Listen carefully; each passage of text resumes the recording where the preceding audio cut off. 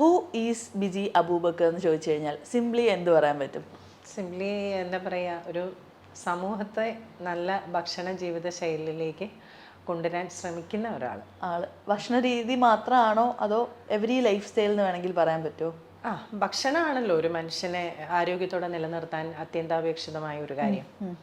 അപ്പോൾ ഭക്ഷണത്തെ എങ്ങനെയാണ് കഴിക്കേണ്ടതെന്നുള്ള ഒരു കൺഫ്യൂഷനിലാണ് നമ്മളെല്ലാം ഇന്ന് ജീവിക്കുന്നത്, അല്ലേ?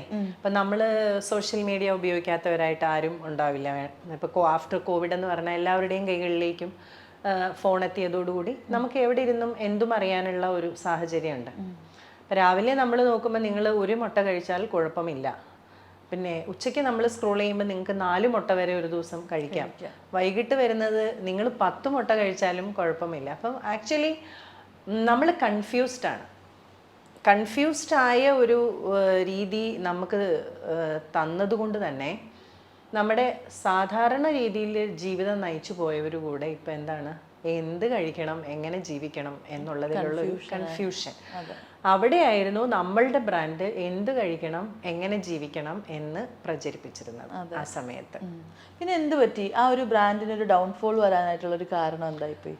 നമ്മൾ ഒരുപാട് വർഷത്തെ പരീക്ഷണ നിരീക്ഷണമൊക്കെ കഴിഞ്ഞാണ് ബ്രാൻഡ് ചെയ്യുന്നത്. ആക്ച്വലി 2007 3 കുട്ടികളുള്ള സമയത്താണ് പ്രകൃതി കൃഷി എന്നുള്ള ആശയത്തിലേക്ക് നമ്മൾ പോകുന്നത്. അപ്പം അന്ന് നമ്മൾ അന്ന് ചിന്തിച്ച എന്താണെന്ന് ചോദിച്ചാൽ, നമുക്ക് കുഞ്ഞുങ്ങളെ സ്കൂളിൽ വിടാൻ അന്ന് താല്പര്യമില്ലായിരുന്നു. എൻ്റെ ഹസ്ബൻഡ് ഹിലാലും ഞാനും സ്കൂളിൽ കുട്ടികൾ പോകണ്ട. അപ്പം സ്കൂളിൽ പോകാത്ത എന്തുകൊണ്ടാണെന്ന് വെച്ചാൽ അവരുടെ ചൈൽഡ്ഹുഡ് അവർ എക്സ്പ്ലോർ ചെയ്യട്ടെ, അവർ കളിച്ചും ചിരിച്ചും. ഇപ്പം നമ്മൾ കണ്ടിട്ടില്ലേ, ഒരു സ്കൂൾ വിടുന്ന സമയത്ത് നമ്മളൊരു സ്കൂളിൻ്റെ ഫ്രണ്ടിൽ പോയി നിന്നാൽ പിള്ളേരെല്ലാം കൊണ്ട് എരച്ചല്ലേ വരുന്നത്, ഒരു ഡാം പൊട്ടി വരുന്ന പോലെ ആയിരിക്കും അല്ലേ പിള്ളേർ ഓടിയാ വരുന്നത്. സ്കൂളിലോട്ട് പോകുമ്പോൾ ഇച്ചിരി നടന്ന് ഒരു 5 മിനിറ്റ് വൈകിയാലും കുഴപ്പമില്ല എന്ന് വിചാരിച്ചാണല്ലോ പോണേ. അപ്പം അവർക്ക് എന്താണെന്ന് വെച്ചാൽ, ഈവൻ ഈ വീട്ടിൽ പോയിട്ട് പ്രത്യേകിച്ച് കാര്യമൊന്നും ഇല്ലെങ്കിലും ആ സ്കൂള് വിടുക എന്ന് പറയുമ്പോൾ ഉള്ളൊരു റഷ് ഉണ്ടല്ലോ, അതൊരു സ്വാതന്ത്ര്യത്തിലേക്കുള്ള ഒരു പോക്ക് പോലെ ഒരു തോന്നലാണല്ലോ. പക്ഷേ ഈ ഇപ്പോൾ സ്കൂളിൽ നിന്ന് മാത്രം കിട്ടുന്ന കുറേ നൊസ്റ്റാൾജിക് അനുഭവങ്ങളൊക്കെ ഉണ്ടല്ലോ. നമുക്കൊരു 10ാം ക്ലാസ് ഓർമ്മകൾ, +2 ഓർമ്മകൾ, അതുപോലെ സ്കൂളിൽ നിന്ന് കിട്ടുന്ന ഒരു നമുക്ക് എപ്പോഴും ഇനിയിപ്പോൾ കോളേജിൽ പോയാലും ഇനിയിപ്പോൾ ഒരു വർക്ക് സ്പേസിൽ പോയാലും നമുക്ക് എത്ര കൊളീഗ്സ് ഉണ്ടായാലും ഒക്കെ മിക്കവർക്കും ഏറ്റവും കൂടുതൽ അവർക്കൊരു കണക്ഷൻ, കാരണം അവരുടെ ഒരു കുഞ്ഞുനാൾ മുതൽ അവർ കണ്ടു വളർന്ന ഈ സ്കൂൾ ഫ്രണ്ട്സിനെ ആയിരിക്കും. അപ്പോൾ അതൊക്കെ അവർ മിസ് ചെയ്യില്ലേ? പിന്നെ ഒരു ക്വസ്റ്റ്യനും കൂടെ എനിക്കുണ്ട്. ഇപ്പോൾ ഈ കുട്ടികളെ ഇപ്പോൾ നമ്മൾ വീട്ടിലിരുത്തിയെന്ന് വെച്ചോ, അങ്ങനെ ഇരുത്തിയാൽ പോലും ഇവരുടെ കൂടെ കളിക്കാനായിട്ട് കുറച്ച് കുട്ടികൾ വേണ്ടേ? നമ്മുടെ വീട്ടിൽ പിള്ളേർ മാത്രമാണല്ലോ വീട്ടിൽ, മറ്റു കുട്ടികളൊക്കെ സ്കൂളിൽ പോകുമ്പോഴത്തേക്ക് അപ്പൊ ഇവർക്ക് കൂടെ കളിക്കാനോ ഒന്നും ആരും ഇല്ലെങ്കിൽ അതപ്പോ എങ്ങനെയായിരിക്കും ആ ഒരു കാര്യം? ആ സമയത്തുള്ള നമ്മുടെ ജീവിതം ഒന്നും ഒരിക്കലും ഒരു ടൗൺ ബേസ്ഡ് ആയിരുന്നില്ല. ഞങ്ങൾ അട്ടപ്പാടിയിലും പാലക്കാടും ആയിരുന്നു അധികവും. പിന്നെ വയനാടും ഒക്കെ നമ്മൾ കൃഷി ഉള്ളതുകൊണ്ട് ഇവരെപ്പോഴും യാത്രയിലായിരുന്നു അന്ന്.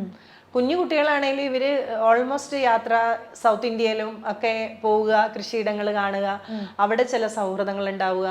ഞാൻ ഈ അടുത്ത കാലത്ത് ബാംഗ്ലൂർ ഒരു എക്സിബിഷനിൽ പങ്കെടുക്കുമ്പോഴത്തേക്കാണ് ഒരുപാട് കുട്ടികൾ അവിടെ, അതായത് അവരുടെ ഇതുപോലെ അവരുടെ വീട്ടുകാരൊക്കെ ഉണ്ടാക്കിയ ചില ബ്രാൻഡിന്റെ പ്രൊഡക്റ്റ് സെല്ല് ചെയ്യാനായിട്ട് വരുമ്പോൾ ഇതെല്ലാം concept the same, natural way of life. Simply പറഞ്ഞു കഴിഞ്ഞാൽ ഹൗ ടു ലീവ് നാച്ചുറൽ എന്നുള്ളതാണ്. അപ്പോൾ അവരോടൊക്കെ ചോദിക്കുമ്പോഴും ദേ ആർ വെരി സ്മാർട്ട്, നന്നായി ലാംഗ്വേജ് അറിയാം, നന്നായി അവരുടെ പ്രൊഡക്റ്റിനെ പ്രസന്റ് ചെയ്യാൻ അറിയാം, അവരോരിടത്തും പഠിച്ചിട്ടില്ല. അപ്പം നമ്മുടെ കുട്ടികളെ നമ്മൾ അന്ന് പരീക്ഷണം എന്നുള്ള നിലയ്ക്ക് നമ്മൾ സ്കൂളിൽ വിടാതിരിക്കുമ്പോഴും അവർക്കൊരിക്കലും വീട്ടിലിരിക്കേണ്ടി വന്നിട്ടില്ല, യാത്രകള്. പിന്നെ നമ്മൾ ഗ്രാമങ്ങളെ സെറ്റ് ചെയ്തായിരുന്നു നമ്മുടെ താമസങ്ങൾ. കമ്മ്യൂണിറ്റി തന്നെ ഉണ്ടായിരുന്നു അല്ലേ? നമ്മളായിട്ടൊരു കമ്മ്യൂണിറ്റി. എനിക്കൊരിക്കലും കമ്മ്യൂണിറ്റി ലിവിങ്ങിന് താല്പര്യമുള്ള ആളായിരുന്നില്ല.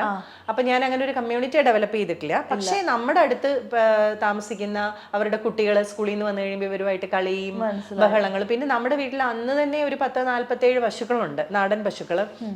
പിന്നെ ഇതൊക്കെ നോക്കാൻ വരുന്നവരുണ്ട്, പ്രായമായവര്, ഹിന്ദിക്കാർ, ഇവരൊക്കെ ഇതൊക്കെ ആയിരിക്കും ഇവരുടെ കൂട്ടുകാര്. അപ്പൊ ഈ പിള്ളേരൊക്കെ ചെറിയ പ്രായത്തിലെ അപ്പം എന്താ മൾട്ടി ലിംഗ്വൽ ആയിട്ടായിരിക്കും വളർന്നത്. നമ്മുടെ നാടെ ഒറീസക്കാരുണ്ടായിരുന്നു, തമിഴ് എല്ലാം പഠിച്ചിട്ടുണ്ടായിരുന്നു. മൂത്ത മോനെ ഒരു 13 വയസ്സുള്ളപ്പോ ഞങ്ങളുടെ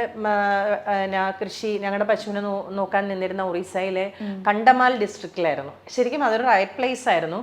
എന്നിട്ടും ഹിലാലിന് നിർബന്ധമായിരുന്നു അവൻ ഈ പ്രായത്തിൽ തന്നെ നാട് ഒക്കെ കാണട്ടെ എന്ന് പറഞ്ഞു. അവന് 11 വയസ്സുള്ളപ്പോഴത്തേക്കിന് പുള്ളി ഇവിടെ നിന്ന് ടിക്കറ്റ് എടുത്ത് ബാംഗ്ലൂർക്ക് തന്നെ വിട്ടിട്ടുണ്ട്. ഒറ്റയ്ക്ക് പോയിട്ടുണ്ട്. എനിക്ക് ഭയങ്കര ഈ പുള്ളിയുടെ ചില പരീക്ഷണങ്ങളോട് എനിക്ക് ചില എന്താ പറയുക താല്പര്യക്കുറവൊക്കെ ഉണ്ടായിരുന്നു. പക്ഷെ ഞാൻ ഹി വാസ് വെരി ബ്രേവ്.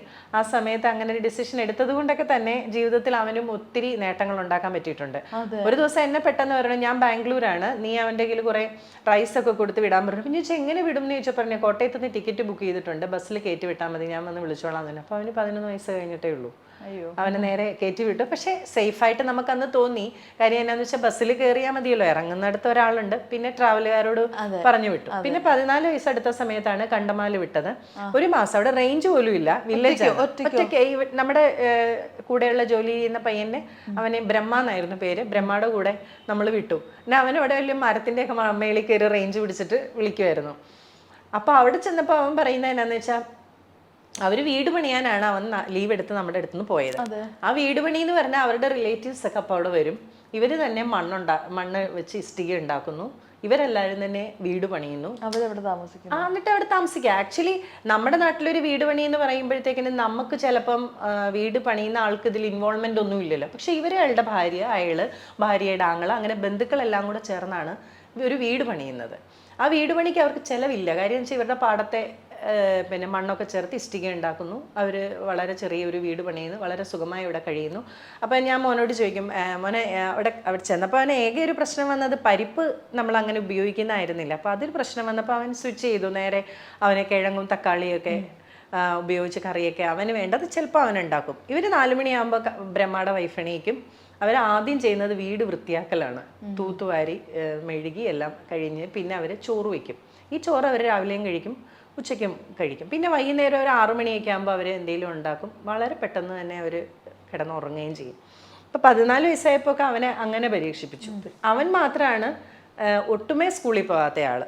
അപ്പൊ അവനൊരു +2 വരെയും പോയിട്ടില്ല, ഒന്നും പഠിച്ചു. പിന്നെ ഡിഗ്രി അല്ല, അവനെ പിന്നെ ഞാൻ എന്ത് ചെയ്യുന്ന വെച്ചാൽ കുറച്ച് വലുതായി വന്നപ്പോഴത്തേക്കിനും മറ്റു മക്കള് സ്കൂളിൽ പോകാനാരെ, അത് അവർക്ക് 15ഉം 13ഉം ഒക്കെ ആയപ്പോൾ കുറച്ച് ഞാൻ മക്കളുമായിട്ടൊരു ജീവിതത്തിലേക്ക് പോകേണ്ട ഒരു സാഹചര്യം വന്നു. അന്നേരം വളരെ ക്ലോസ് ആയിട്ട് ഞാൻ ദുബായിക്ക് പോയി മക്കളുമായിട്ട്.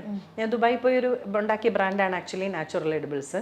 അപ്പം മക്കളിങ്ങനെ ചോദിച്ചു, അമ്മയ്ക്ക് ഇവിടെയൊക്കെ വന്നപ്പോൾ എന്തോരം ഫ്രണ്ട്സാണ്. ഞങ്ങൾക്ക് ആകെ മിസ് ചെയ്തത് ഇങ്ങനെ ഒരു ബോണ്ടായിട്ട് ഫ്രണ്ട്സിനെ കിട്ടത്തില്ല. മറ്റേന്ന് പറയുമ്പോൾ നമ്മൾ 5 വർഷം ഒരുമിച്ച് പഠിച്ചു. മറ്റേതെന്ന് പറയുമ്പോൾ കളിക്കുന്ന കൂട്ടുകാര്, അത് കഴിയുമ്പോൾ അവരങ്ങ് പോയി. അതാ ഞാൻ നേരത്തെ പറഞ്ഞ ഒരു ക്വസ്റ്റ്യൻ. പിന്നെ അതിന് നമ്മൾ വേറൊരു ഗ്രാമത്തിൽ സെറ്റ് ചെയ്യും, അപ്പത്തേക്കിനും അവിടുത്തെ കൂട്ടുകാരാകും. അപ്പൊ അങ്ങനെ വെച്ചപ്പോ ഞാൻ ചോദിച്ചു, കോൺസ്റ്റന്റ് ആയിട്ടുള്ള ഒരു ഫ്രണ്ട്ഷിപ്പ് വരുന്നില്ല. പിന്നെ ചിലയിടത്തൊക്കെ നമ്മൾ പോകുമ്പോൾ നമ്മളെ കൺസെപ്റ്റിലൊക്കെ പോലെ തന്നെയുള്ളവരുടെ മക്കളും ഒക്കെ ആയിട്ട് നമുക്കൊരു കമ്മ്യൂണിക്കേഷൻ വരും. അപ്പൊ ഞാൻ മക്കളോട് ചോദിച്ചു, നിങ്ങൾക്ക് സ്കൂളിൽ പോകണോ എന്ന് ചോദിച്ചാൽ അന്നേരം പറഞ്ഞു, ഇനിയിപ്പോൾ ഞങ്ങളെ ആരെടുക്കാനാ, 15 വയസ്സായി, ഇനിയിപ്പോൾ ആരെടുക്കും ഉമ്മച്ചീന്ന് ചോദിച്ചു. അപ്പം ഞാൻ അവിടെ ഒരു ഗവൺമെന്റ് സ്കൂൾ ഉണ്ടായിരുന്നു, തെങ്ങോട് ഗവൺമെന്റ് ഹൈസ്കൂള് കാക്കനാട്. ഞാൻ അവിടുത്തെ HM ചെന്നുകൊണ്ട് വളരെ സ്ട്രെങ്ത് കുറഞ്ഞൊരു സ്കൂളാണ്. അപ്പം HM പറഞ്ഞു, അയ്യോ ഇവർക്ക് എഴുത്തും വായനയൊക്കെ അറിയാവോ? ഞാൻ പറഞ്ഞു, അവരങ്ങനെയൊന്നും പഠിച്ചിട്ടില്ല, അവർ കൃഷിയാണ്, അവർക്ക് എഴുത്തുമാനൊന്നും അറിയത്തില്ല. പക്ഷെ മോനൊരു 8 വയസ്സുള്ളപ്പോഴൊക്കെ തന്നെ 2 ദിവസം കൊണ്ട് പത്രം വായിച്ചു. മൂത്തയാള് 2 ദിവസമൊക്കെ, ഒരു ദിവസമൊക്കെ ഇങ്ങനെ അക്ഷരമൊക്കെ തപ്പിത്തടഞ്ഞു കഴിഞ്ഞപ്പോൾ 2 ദിവസം കഴിഞ്ഞപ്പോൾ അവൻ ഓക്കെ പത്രം വായിക്കാൻ തുടങ്ങി. ഇവര് പക്ഷെ കുറച്ചൊരു പെൺപിള്ളേരല്ലേ, ഇവര് ഈ ചോറും കറി കളികളും കുറച്ച് ആർട്ട് ക്രാഫ്റ്റ് അങ്ങനെയൊക്കെ അങ്ങ് പോയി. എഴുത്തും വായനയും പ്രശ്നമാണ്. അപ്പൊ ടീച്ചറിനോട് ഞാൻ പറഞ്ഞു, ടീച്ചർ ഒരു കാര്യം ചെയ്യും, ഇവരെ ഒന്ന് ചേർക്കാനുള്ള വല്ല വഴിയുണ്ടോ എന്ന് നോക്ക്. അപ്പൊ ടീച്ചർ പറഞ്ഞു, ഒരു കാര്യം ചെയ്യാം, ആഫ്റ്റർ കോവിഡിൽ TC വേണ്ട, നമുക്ക് അഡ്മിഷൻ കൊടുക്കാം, പക്ഷെ BG പഠിപ്പിച്ചെടുക്കുമെന്ന് ഒരു ഉറപ്പ് എനിക്ക് തരണമെന്ന്. ഞാൻ പറഞ്ഞു, പാസ്സാക്കാം നമുക്ക്, അതിനുള്ളത് ഞാൻ പഠിപ്പിച്ചെടുക്കാൻ തന്നെ. പക്ഷെ മൂത്തയാള് ഹിന്ദിക്കൊഴികെ എല്ലാത്തിനും A+ എന്നുള്ള കൺസെപ്റ്റ് ഉണ്ടല്ലോ, അങ്ങനെയല്ലേ ഇപ്പം നമുക്കും പറയാൻ പറ്റുള്ളൂ. 10ാം ക്ലാസ്സിലെ ആകെ ക്ലാസ്സിലിരുന്ന് പഠിച്ചുള്ളൂ, 9 A+ ആയിരുന്നു. അവളിപ്പോൾ ആർക്കിടെക്ചറിന് പഠിക്കുന്നു. രണ്ടാമത്തെ ആള് 10ാം ക്ലാസ് കഴിഞ്ഞപ്പോഴത്തേക്കിന് 10ാം ക്ലാസ്സിന് ഒരു 6 A+, ബാക്കിയൊക്കെ ആശട്ടി അങ്ങനെ കുത്തിയിരുന്ന് പഠിക്കുന്ന ആളൊന്നുമല്ല. ഒന്നും അറിയാത്ത പിള്ളേരായിരുന്നു. പക്ഷെ മൂത്തവൾ ഇപ്പോഴും ക്ലാസ്സിലെ സീരിയസ് എക്സാം എല്ലാം വന്നപ്പോൾ മിക്കതിനും ഫുൾ മാർക്കാണ്. അതെല്ലാ എൻ്റെ മോക്ക് മാത്രമുള്ള കഴിവല്ല, ഒരു സ്ട്രെസ് ഫ്രീ ആയിട്ടാണ് അവരുടെ ഒരു ബാല്യം അവർ കൊണ്ടുപോയത്.